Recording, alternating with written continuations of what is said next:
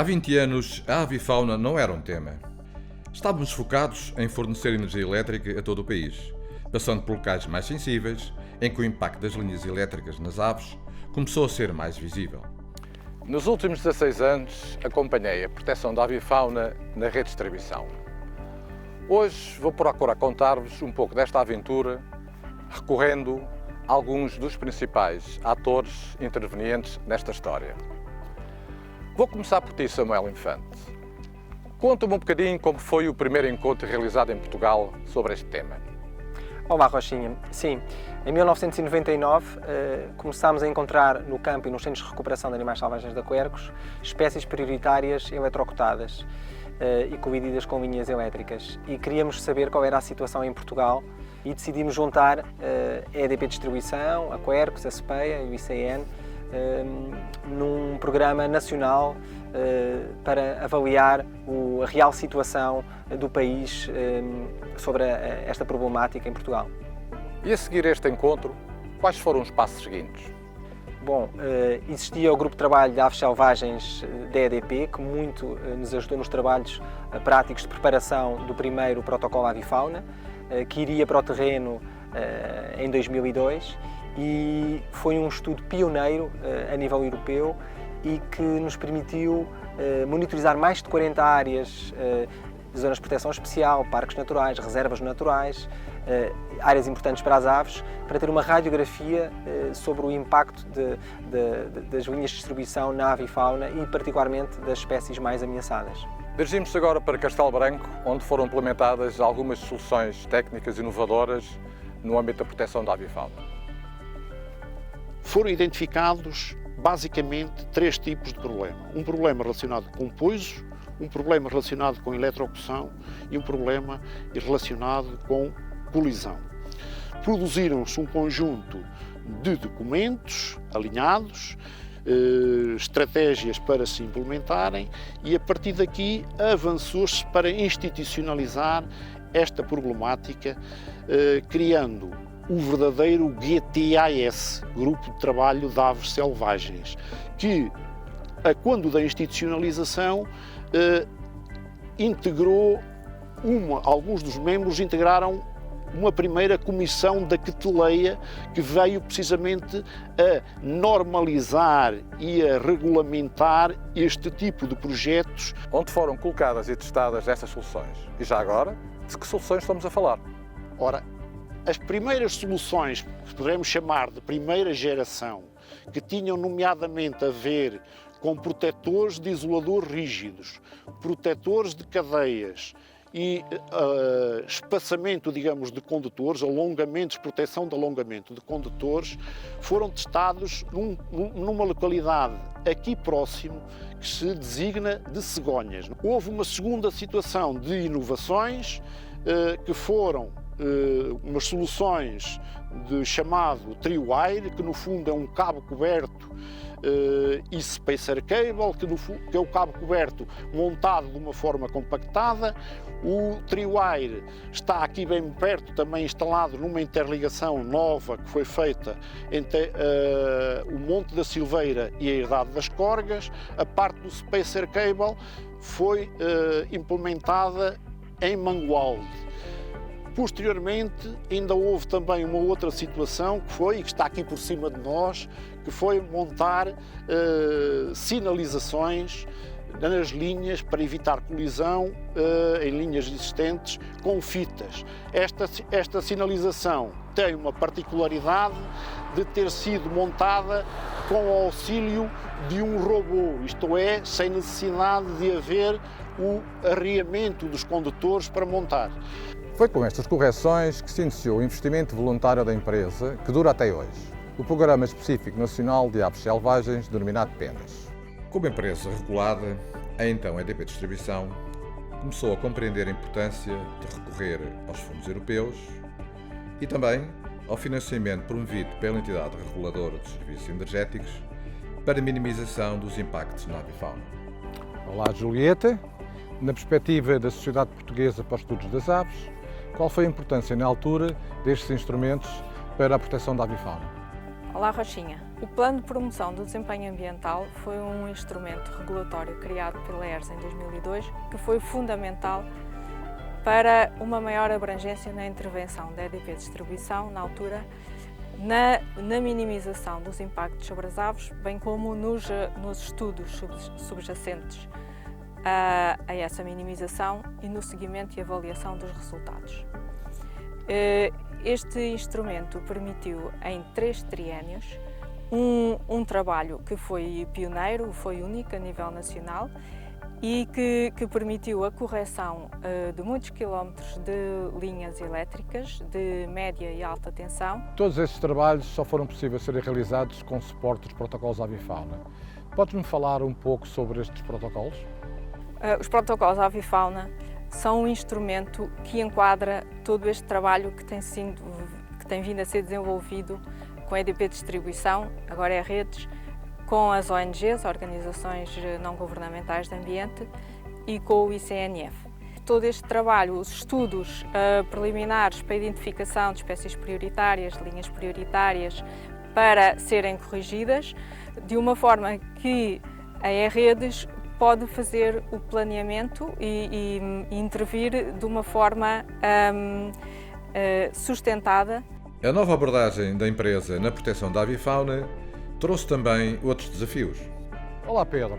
Do ponto de vista técnico, que alterações foram introduzidas na empresa através da Comissão Técnica de Acompanhamento das Linhas Elétricas e Aves? Olá, Rochinha. Efetivamente, a participação na Quetaleia, do qual fazemos parte, a área de inovação e normação faz parte desde o início, tem sido fundamental para o nosso processo e o nosso desenvolvimento de soluções e normalização de soluções para a proteção da avifauna.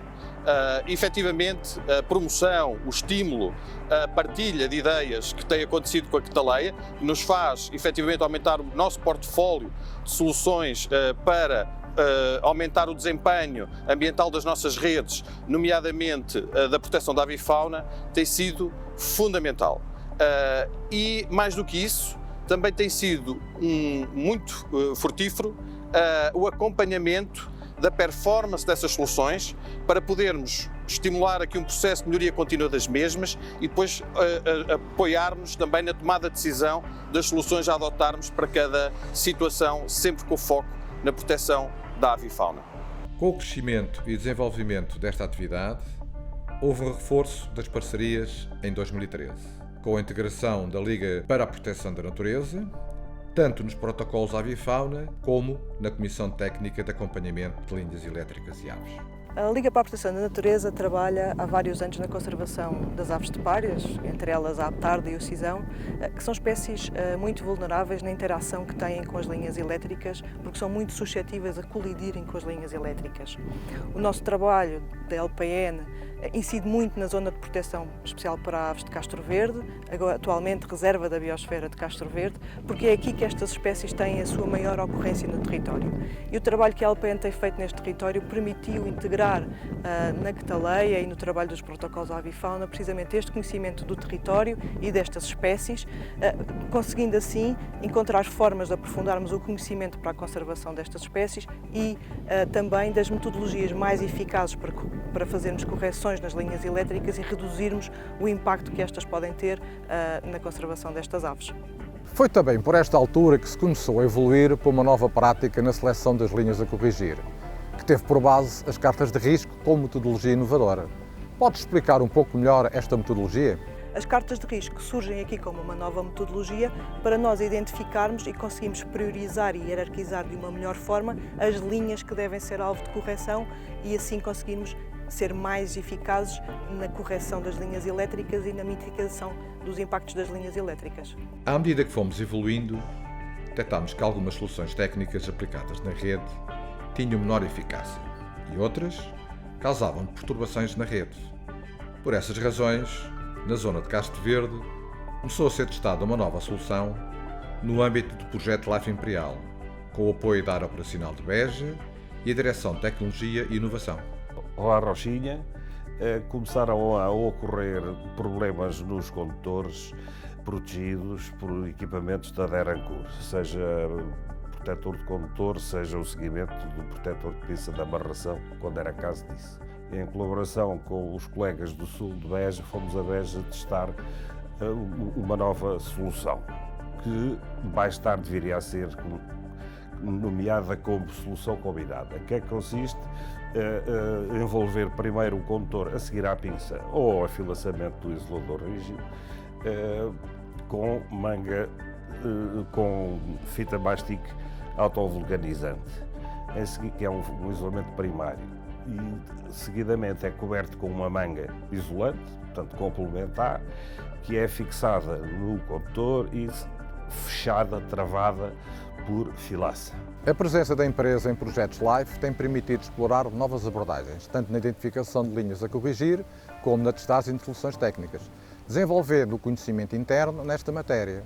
Este esforço trouxe o reconhecimento da parte da Comissão Europeia e permitiu outras colaborações, nomeadamente com as congêneres portuguesa, nos Açores e na Madeira. Olá Rita, o que representou para a empresa o reconhecimento da Comissão Europeia com a entrega da menção honrosa e de outros prémios? Estes prémios vieram a testar a importância destes projetos na proteção da avifauna. Foi um reconhecimento além fronteiras, que teve o seu impacto também internamente. Foi um sinal de encorajamento e de incentivo à continuidade deste trabalho. E isso é visível em todos os sucessivos protocolos avifauna, candidaturas LIFE e à verba significativa de investimento próprio que a empresa cativa anualmente na correção de linhas no âmbito da proteção à avifauna. A estratégia de parceria entre a redes e as organizações não-governamentais de ambiente em projetos europeus tem-se mantido constante ao longo dos anos e até aos dias de hoje a empresa já participou em cerca de 6 projetos, estando a decorrer mais 2. Em conjunto com a SPEA, a EDP Distribuição entrou inicialmente nos programas europeus Interreg com o Fauna Trans 1 e Fauna Trans 2, nos quais colaborava com a Junta Autónoma da Extremadura Espanhola. E ainda mais recente, o LIFE LX Áquila, que se desenvolve na zona da Grande Lisboa e um pouco mais para sul, e do qual a Redes tem exatamente a mesma função de aplicar medidas de minimização de eletrocução na envolvente dos territórios de Águia de Bonelli. A Redes participou com a Quercus e outros parceiros em vários projetos cofinanciados pela União Europeia, 2 deles na região transfronteiriça com a Extremadura Espanhola, onde, por um lado, realizámos vários estudos sobre ecologia da avifauna, mas também se procedeu à correção de linhas elétricas perigosas identificadas para minimizar a colisão e a eletrocução. E depois, por último, tivemos um projeto LIFE muito importante, o Lifelines, realizado na região de Évora, onde se reconfigurou uma travessa existente para uma nova tipologia de rede, em que denominámos de ecotravessa, e em que reduzimos os planos de colisão apenas para 1 e, simultaneamente, a questão da problemática da eletrocução. Olá Júlia, qual é a tua opinião enquanto representante em sede Cataleia do Instituto de Conservação de Naturezas e Florestas relativamente ao trabalho que foi desenvolvido até agora? Olá Rochinha, o ICNF, enquanto Autoridade Nacional de Conservação da Natureza, vê de uma forma muito favorável estes protocolos avifauna, que no fundo permitiram de uma forma integrada e em sinergia com as várias entidades relacionadas com o assunto da conservação da natureza e em particular a conservação da avifauna, permitiu constituir uma base de informação fundamental para o trabalho conjunto nesta área. A informação recolhida no âmbito da monitorização feita no âmbito dos protocolos avifauna serviu de base para a referência a estabelecer num manual de apoio à decisão relativamente aos novos projetos de instalação de infraestruturas elétricas. O contexto atual de transição energética coloca-nos novos desafios. Por um lado, a necessidade de expandir e modernizar a rede elétrica para suportar a ligação à produção renovável.